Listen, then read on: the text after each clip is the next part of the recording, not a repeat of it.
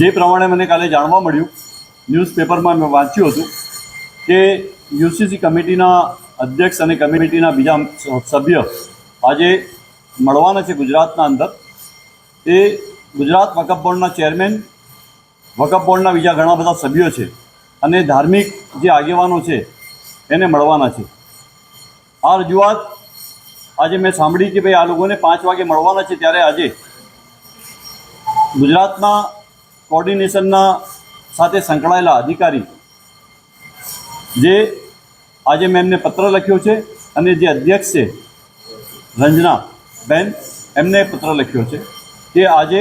જે પ્રમાણે જે લોકોને બોલાવવામાં આવ્યા છે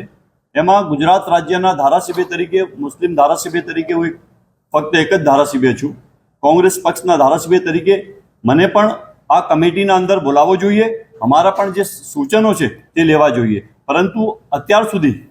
મને ત્યાં આવવા માટેનું આમંત્રણ મળ્યું નથી. એટલે મેં આ પત્રને એક કોપી આપ સૌને મોકલી છે કે ભાઈ આ 5 વાગે મિટિંગ થાય ત્યારે હું અને બીજા ઘણા બધા મુસ્લિમ સમાજના આગેવાનો, જે પૂર્વ ધારાસભ્ય છે, અમારા સાથે આગેવાનો છે, અલગ અલગ ઉલમાએ દીન છે, અલગ અલગ સંસ્થા સાથે જોડાયેલા ઘણા બધા લોકો જે ગુજરાતના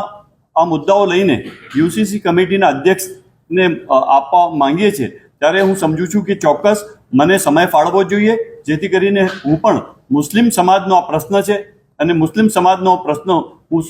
જે કમિટી સમક્ષ મૂકી